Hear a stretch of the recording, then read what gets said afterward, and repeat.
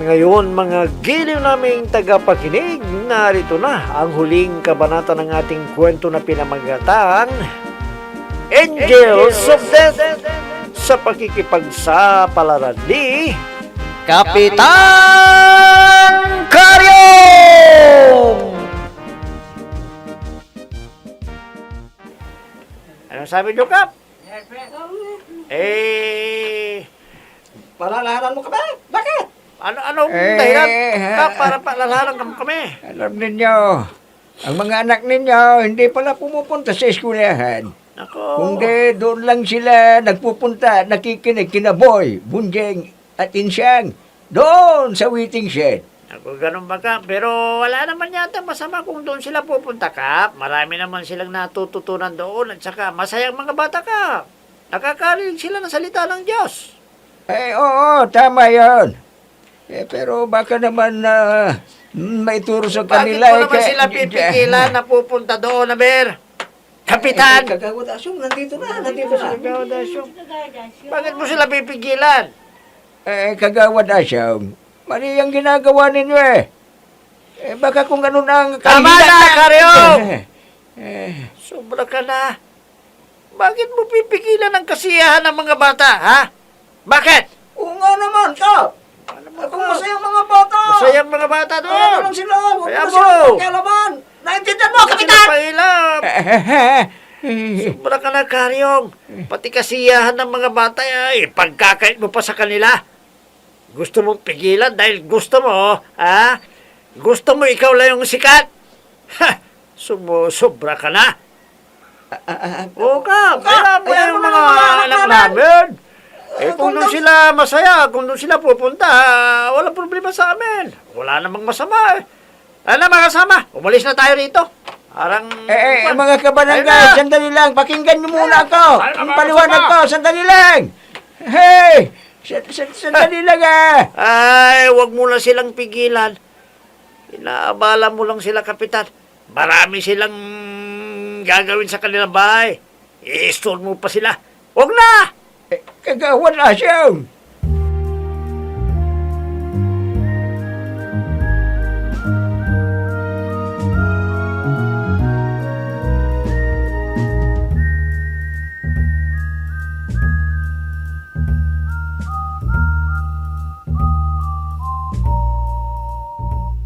Ano ka mo, friend? Pinahiya ni Kagawad Asyong si Kapitan? Oo, Pining. Pinapaliwanagan ni Kapitan ang mga magulang ng mga bata na nawiwili doon sa pakikinig nila kina Boy, Bonjeng at Aling Insyang na nawiwili ang mga bata at hindi na sila pumapasok sa paaralan. Tinaasan daw na ang boses si Kapitan at sumang-ayon na rin ang mga magulang ng mga bata.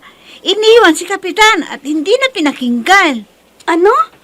Napakabastos naman ni Kagawad Asyong. Talagang bastos yun, friend. Super bastos talaga. Naaawa nga ako kay Kapitan dahil sumama na naman ang loob sa nangyari. Sino ba naman ang hindi sasama ang loob? Gusto nga niyang iligtas sa mga bata sa maaaring pagkakapahamak nila. Ganun pa ang gagawin sa kanya. Walang kwenta ang pagpapatawag niya sa mga magulang. Dahil mas pinaniwalaan nila si Kagawad Asyong. Grabe talaga. Sana mai-report na talaga sa kinauukulan ng ginagawa nila. Dahil kung pababayaan lang sila, nako, kapag may masamang mangyari sa mga bata, siguradong si Kapitan din ang sisisihin nila. Oo, friend. Laging nasa daan ang mga bata. Hindi na dumidiretso sa school nila. Dahil naaaliw sila sa pakikinig nila sa 3 alipores ni Kagawad Asyong. Kung may lasing na driver na dumaan at nasagin niya ang mga bata, naku, malaking problema. Kaya dapat, aksyonan na kaagad ito ni Kapitan habang maaga pa. Kundi, malaking problema. Tama ka dyan. Kaya mamaya, kakausapin ko si Kapitan. Sasabihin kung wag siyang magpasindak kay Kagawad Asyong.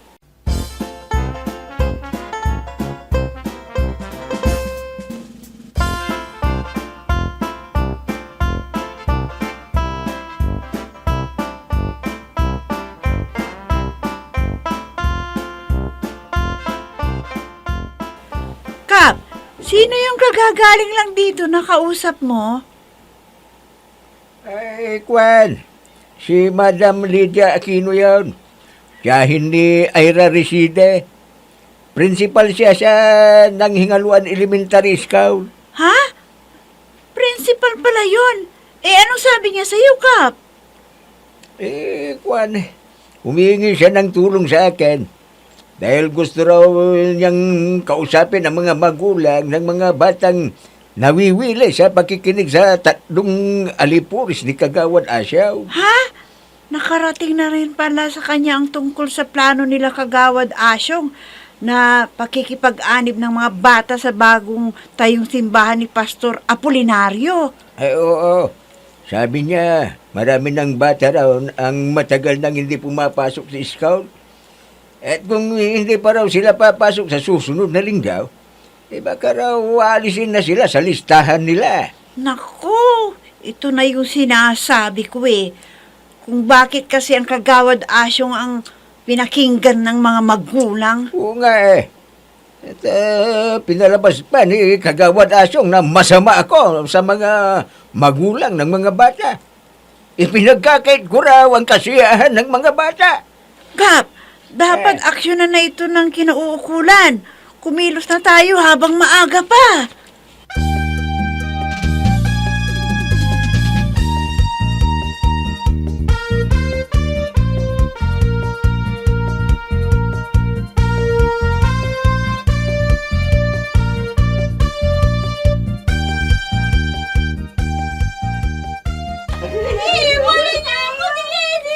Ayan, Parinadong.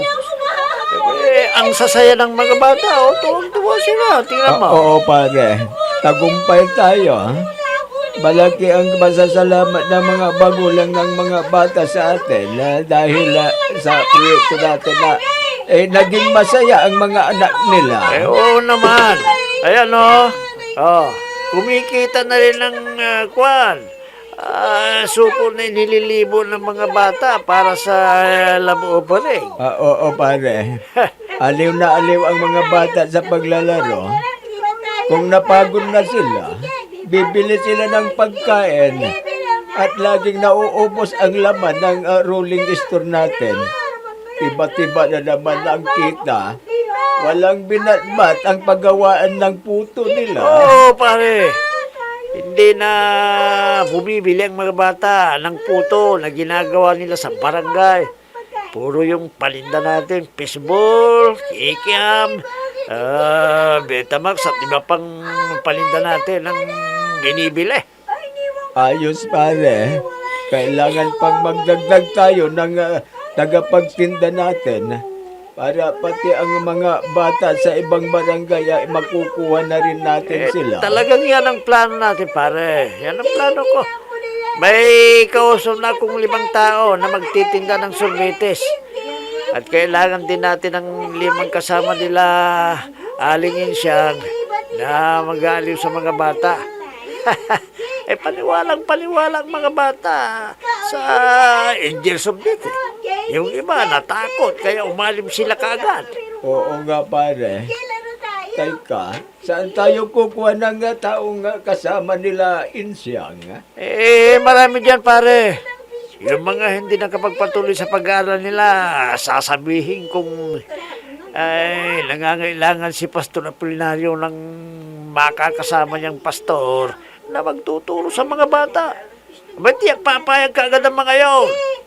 Mahirap pala maghanap ng trabaho kung hindi ka natapos sa pag-aaral. Oo nga naman, pare. Sige, pare. Ikaw na ang bahala. Oo, pare. Siguradong papatok ang proyekto natin ito. Wala nang magagawa si Karyong. Dahil bobo siya. Nako, nakakaasa naman yung tawa mo, pare.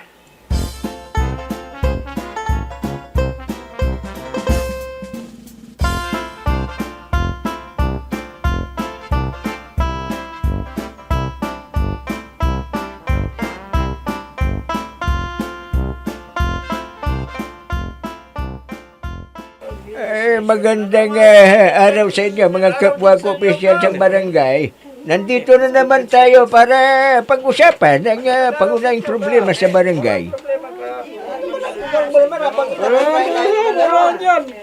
Ay, ito'y tungkol sa sinabi sa akin ng principal ng Hingalwan Elementary School na si Madam Lydia Aquino. Kahin Ira Reside. Yun ba nga? Oo. Sige, ganun ba, Kap? Oh, Pala yun. anong sinabi ni Madam Lydia Aquino? Ito'y tungkol sa mga batang matagal nang hindi pumapasok sa klase nila. At ang sabi ni Madam Lydia Aquino, tutulungan daw natin na magpaliwanag sa mga magulang ng mga bata na papasukin ang kanilang mga anak Ganun ba? para hindi sila alisin sa listahan ng mga enrollees. Ganun ba, Kap? Ganun ba? Kap, paano po yan? Nawili ng mga bata sa pagpunta nila doon sa aktibidad nila Kagawad Asyo. Nakikinig sila sa sinasabi ng 3 alipores niya. Paniwala na sila sa Angels of Death. At kung ano-ano pang kinikwento nila na puro imposible. Sabi pa raw nila kung hindi sila anib sa bagong simbahan na yon, aatakihin sila ng aswang o tikbalang. Lahat ng naririnig nila sa kwento ni Lola Shela, kinikwento rin sa mga bata. Yan nga ang malaking problema Dahil may kumukonsinting mataas na opisyal sa kanila. Ha?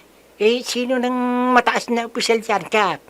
Ayon kay Madam Lydia Aquino, kaibigan daw ni dating Vice Mayor Tim Prusio. Ano? Ay, may kinalaman na naman dito si dating Vice Mayor Timprosyo, Kap? Oo, mga kasama. Sabi. Pag-usapan natin ngayon kung paano natin mapapaliwanagan ang mga magulang ng mga bata. Dahil sa kasalukuyan ay si Asyong ang pinapakinggan nila. Mas pinaniniwala nila kaysa sa akin. Naku, sige, Kap. Usapan natin yan kagad. Abang hindi pa napapahamak ang mga bata. Hindi ba, mga kasama? Oh, tama yun! Tama yun!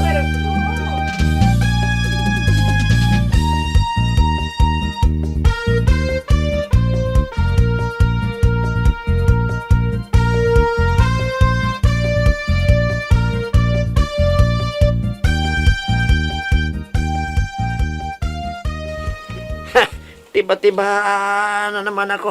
Kumita na naman kami ng 20,000 araw-araw. Bukod na roon, may yung ipapasundo sa mga tagapagturo. Tapos itong 20,000, akin na lang. Ang 16,000 rito. Bibigyan ko lang ng 4,000 si paring daw. Dahil wala naman siyang ginagawa Puro namang kwan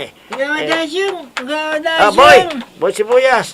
Bakit? Anong nangyari sa'yo, ha? Kagawad, Tumagos. masamang balita. Ha? Yung mga tindahan natin ng mga fishball, kinumpis ka ng mga polis. At hinuli ang mga tagapagturo. At ang narinig ko ay isusunod daw kayong 2 ng kagawad adong nahuhulihin. Ha? Ano? Naku, hindi. Hindi totoo yan, boy. Hindi!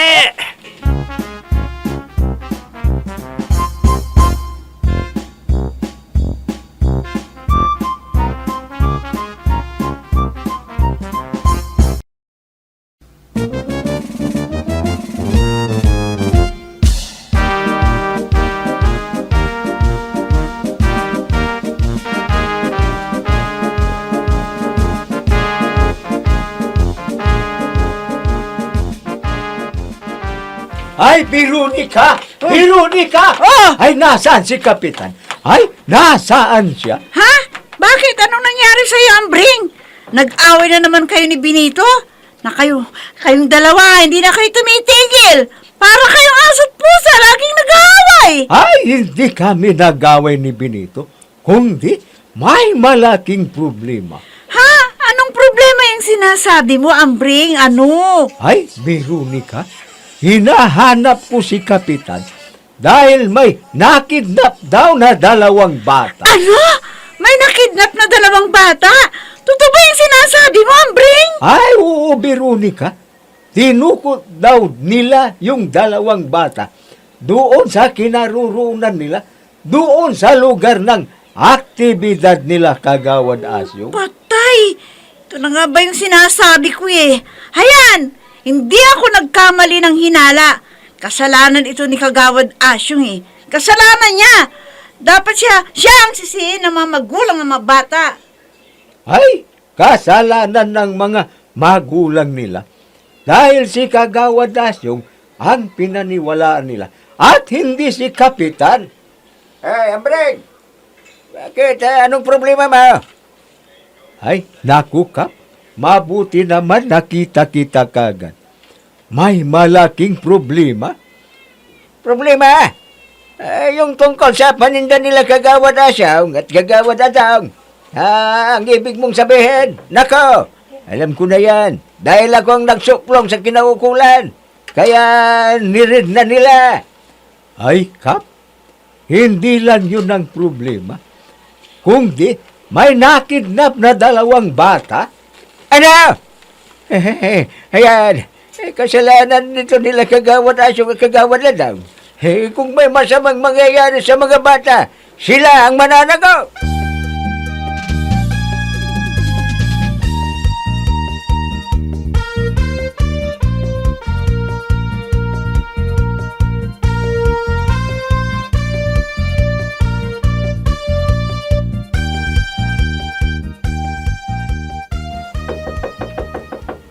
Pare, buksan mo ang pinto! Bilisan mo! Pare, Si Pare Asyong yan na. Ano kayang nangyari sa Bilisan mo, kanya? Pare, gumising ka na! Buksan mo ang pinto! Sandali lang, nandyan na. Huwag kang apurado. Bakit pare? Anong kailangan mo? Ang aga-aga mong nang isturbo sa akin. Pare, delikado tayo. Delikado? Oo. Anong ibig mong sabihin, pare? Pare, nirid nilang tindahan natin ng fishball. Inumpis kang lahat ng kaliton at pinanghuhuli nila ang mga kasama nila. Nila Aling Insyang na nagtuturo sa mga bata. At tinutugis na rin tayo ng mga pulis ngayon. Nako, patay. Saan tayo magtatago ngayon, pare? Saan? May kamag-anak ako sa Tacloban, pare. Doon muna tayo magtago, pare. Sige, pare. Lalayo muna tayo. Baka mauli tayo. Oo, Malas natin. Oo, kaya lang, pare. Huwag ka mag-impake na ng mga gamit mo ngayon. At aalis tayo kaagad dito. Baka tayo abutan ng mga tumutugis ng mga pulis. Huwag kayong magtatanggang tumakas. Kung hindi, mapapasama kayo. Pulis! Papapatay!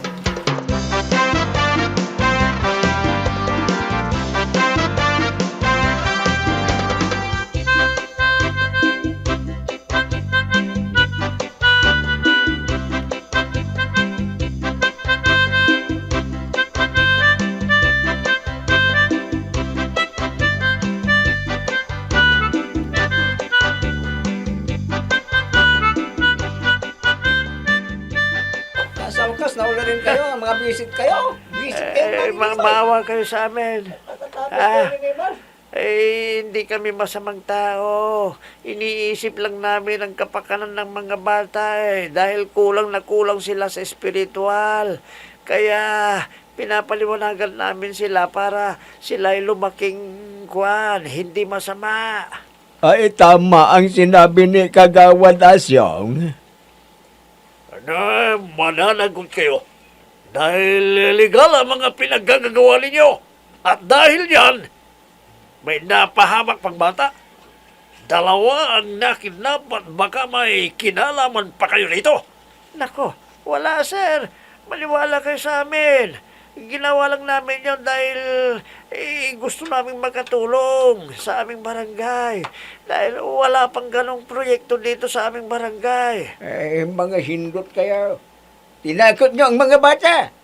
Sinabi nyo raw sa kanila na kapag hindi sila anib sa simbahan ni Pastor Apolinario, ay uusikin sila ng angels of death. Kaya bago kayo bitin ng mga pulis, aanburin ko muna kayong 2. Sarintaw, Oh, Bago ninyo sila bitbitin, ako munang bahala sa kanila. sige lang, Kap. Lalabas muna ko rito. Kapitan, anong gagawin mo sa amin? Huwag naman. Huwag. Kapitan, my friend, maawa ka naman sa akin. Oo, kapitan, Di ba- maawa ka sa amin. Matanda na kami. Di ba magkaibigan tayo? Nung magkaibigan na sinasabi mo, matanda na rin kami. ako, matanda na rin ako. Ah, Pero ako ngayon, ang isang angel of death. ah. Kaya tikman ninyo ito. Aray ko. Tama Tama na na hindi ito.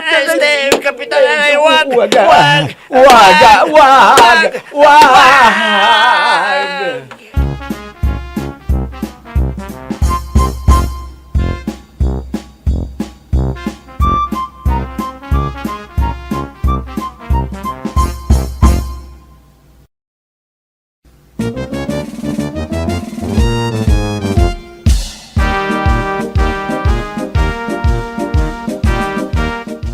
Mga giliw naming tagapakinig, dyan na po nagtatapos ang ating kwento na pinamagatang Angels of Death sa pakikipagsapalaran ni Kapitan Karyong! Mga nagbibigay buhay sa ating dula ay sina Mayra Abrihal Narnola, Susan Malikdam, Robert D. Guzman, Amit Diaz, Oscar Ora, Jun Cabato, Technical Supervision at sa musika ni Oscar Ora, nilapatan ng tunog ni Robert D. Guzman, mula sa panulat at direksyon ni Oscar Ora. Kapitan Karyong! Inihahandog sa inyo ng F3 Recording Studio para sa pambansang radyo ng Pilipinas, Bombo Radio Philippines!